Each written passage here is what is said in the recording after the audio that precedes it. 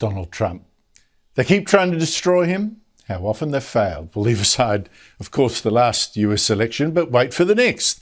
Yesterday was actually a huge day for Trump. To start with, one of his biggest critics, Republican Liz Cheney, yes, just from his own party, has been defeated in her bid to run again for the Republicans in the House of Representatives. Now, Republican voters in her state of Wyoming threw her out for wanting to impeach Trump for inciting, allegedly, the January 6th riot in Congress last year and for sitting on a Democrat-led show trial in Congress to investigate Trump's role. Cheney says she wasn't sorry.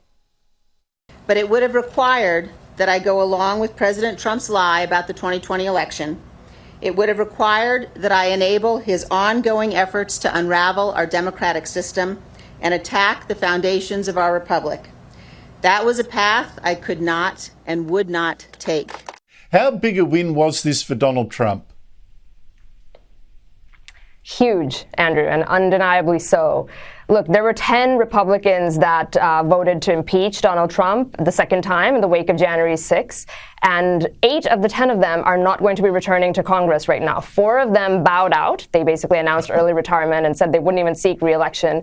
4 of them were handily defeated in primaries, such as this one that you just talked about that happened today in Wyoming, all by Trump-backed candidates, all who promote sort of these America First populist ideals, which is a departure from what's been a platform of one faction of Republican leadership for a long time.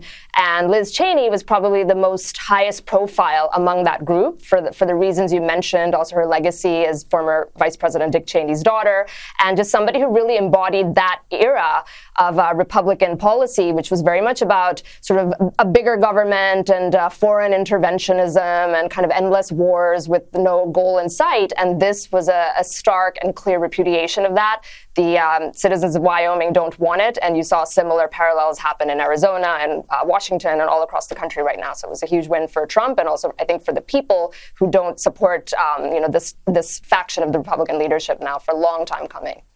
Well, it's amazing, though, that it's been fed by leaks, fed by the media hype, by the same organisations that claimed, Donald Trump had colluded with Russia, that we now know is a hoax. So suggesting that he could have been potentially trading these secrets, these nuclear secrets, with Russia. There's even a meme on the internet obviously likening Trump to the Rosenbergs, who were executed as spies many decades ago for selling nuclear secrets to Russia. And a former CIA boss, General Michael Hayden, actually said, sounds about right, as in that they were executed, maybe that Trump should be executed. Are we really meant to believe that Donald Trump would sell US nuclear secrets to Russia? Or is this more peak Trump derangement going on? Andrew, this is completely nuts. Trump's got 15 boxes of old files sitting in his basement. There is zero evidence that he has transmitted any secret information to anybody, let alone the Russians.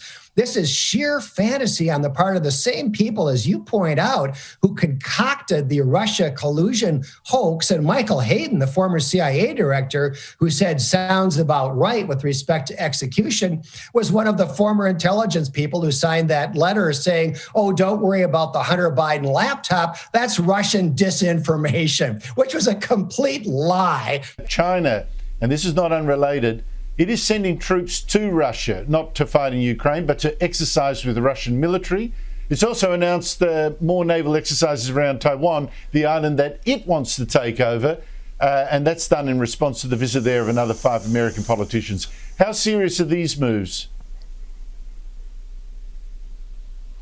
Well, certainly the partnership that the Russians and the Chinese have is a serious one, and obviously it was done just prior to the Russian invasion, and certainly while this invasion has not gone exactly the way the Russians expected it, that's not going to damage the relationship between China and Russia.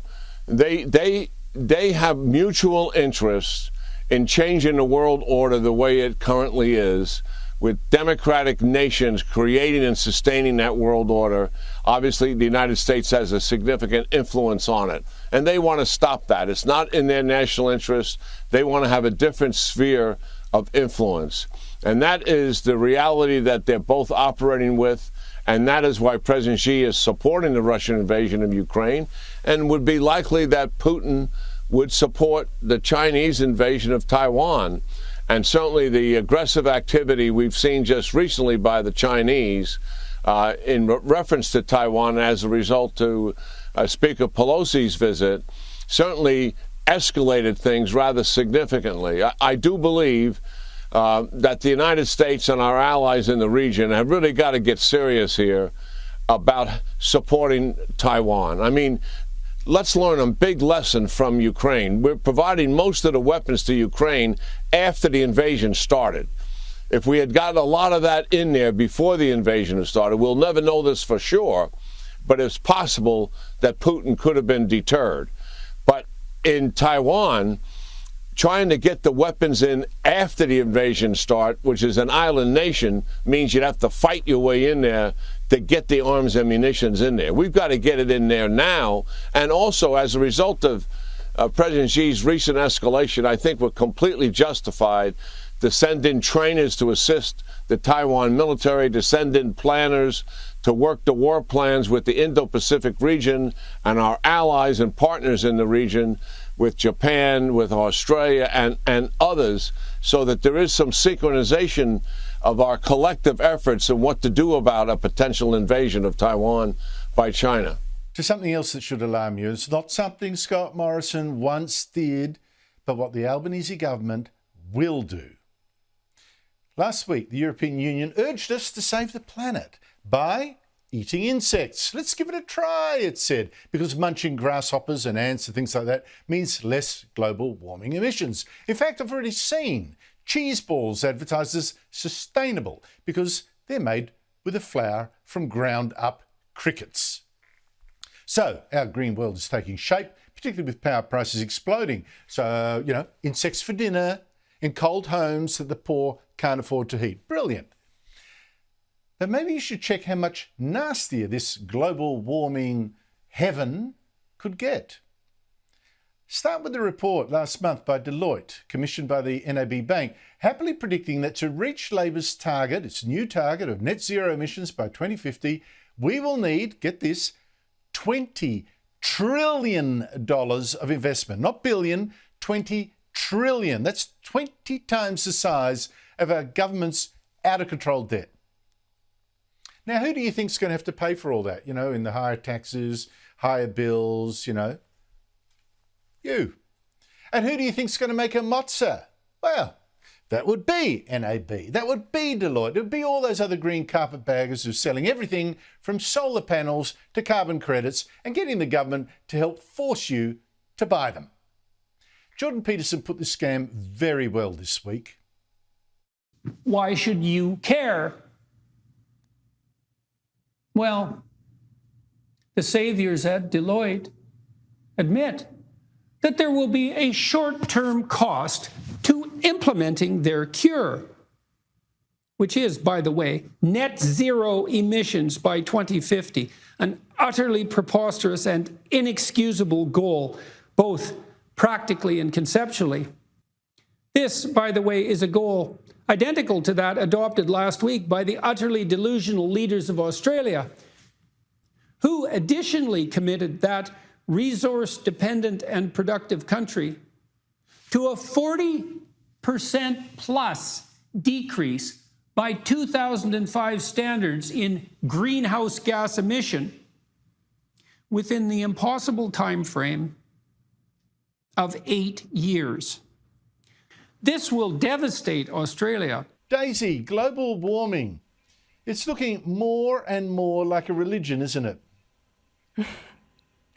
Oh, it really is, Andrew. And look, it has for a while, but the difference is that a few years ago, they used to kind of try to hide that that's what it was turning into. I remember in 2018, 2019, you had the school strike for climate change and Greta Thunberg running around like some sort of messianic priestess that nobody was allowed to criticize. Lest ye be smoked. It was very, very, emphatic that way. But they were all still going on about the science, and it was the science science and the scientific experts agree and the science is settled and all of that. So they tried to make it sort of look legit. But you fast forward to from 2020 onwards, and they're using this sort of weird paganistic language like Mother Earth and Mother Nature. You know, we saw Prince Charles actually has said similar in an interview with the BBC.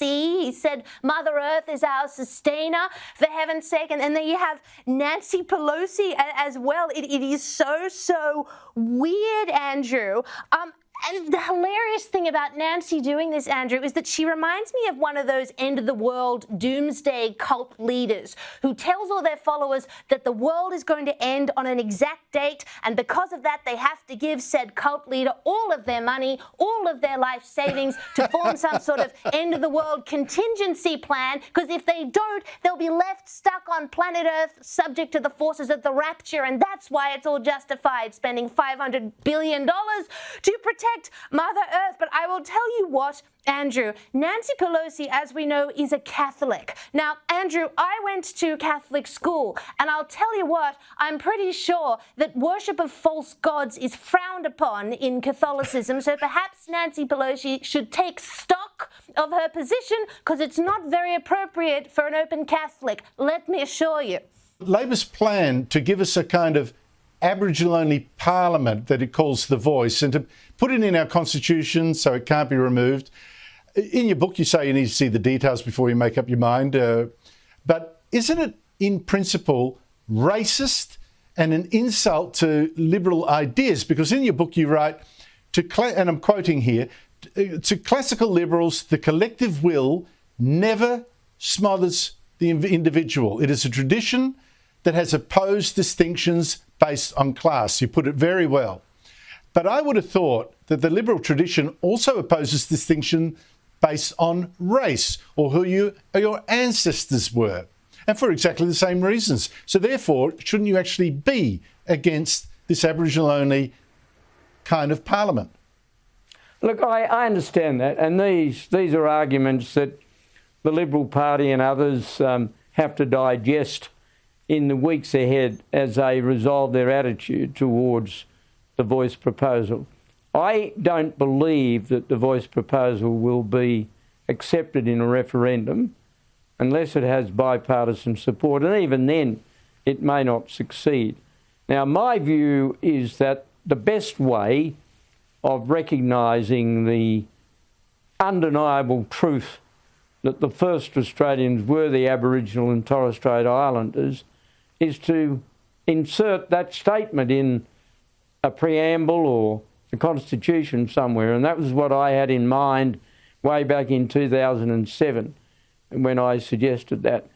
Once you go beyond that, then you get into more difficult territory. Now, one possible way of handling it would be to legislate for the proposal and see if it worked, see if it had the flaws that people feel it might have.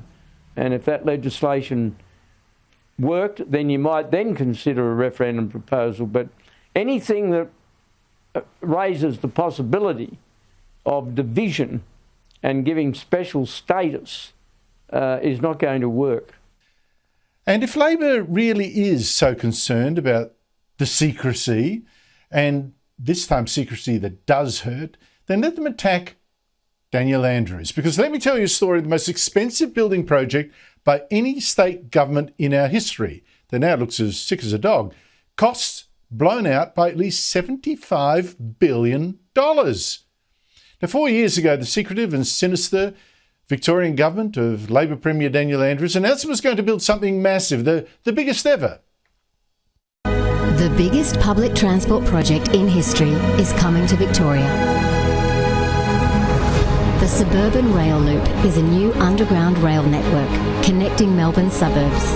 It will link every major rail line from the Frankston line all the way to Werribee, making it easier to get around Melbourne between suburbs and to the airport. Now, that news would have come as a shock to a lot of people who, in a healthy democracy, should have been consulted. But Daniel Andrews, in his typical secretive and authoritarian way, he cooked up this scheme with just a tight group of friends and allies and a couple of bureaucrats sworn to secrecy. Anyone who might have stood up to the Premier, asked for more evidence that this was a good idea, seemed to have been locked out. Now, I've got to declare an interest here, if only to protect the innocent. My brother was at the time the head of the mega Victorian department that included transport. You would have thought he'd be included in the planning. You would have thought his head of transport would have been included too. Both were kept totally in the dark. Now be clear, I have not talked to my brother at all about this. What I'm telling you has been made public already by others. I reveal no private conversations. And while we're not actually close at all, I'll say this about my brother. He resembles me in one thing, if not our politics. He speaks as he finds. He's honest, he has integrity. So I think I know why a man like him might have not been consulted. But first, to a breaking scandal in Canberra. As you know, I've never rated Scott Morrison very highly, but this did shock me. Scott Morrison, as Prime Minister, secretly made himself a minister of several other departments as well, without 3 of the ministers of those departments actually knowing. He appointed himself in total secrecy, and with the Governor-General's help, to give himself more power than is healthy. And then Morrison used this secret power to kill off a gas project just to try to save some New South Wales Liberal seats from the Teals at the election, which failed anyway. I'm just stunned. Now, I know, and I said it often, that Morrison seemed to stand for little more than power, and I also knew, and I said, that this pandemic was giving our leaders a dangerous taste for that power. I mean, much more power. But even I didn't think Morrison would be this stupid, this unprincipled, and this sneaky as well. Well, the new Prime Minister today demanded a full briefing. This is extraordinary and unprecedented. Australians knew during the election campaign that I was running a shadow ministry. What they didn't know was that Scott Morrison was running a shadow government that was operating in the shadows. How is it that the Australian people can be misled, whereby we know now that Scott Morrison was not only being Prime Minister, but was Minister for Health, was Minister for Industry and Science at the same time as Resources, was the Minister for Finance. Now, let me explain exactly what Scott Morrison did before we get to the fallout. One of the decisions was actually, well, you might even think makes sense if you're very generous.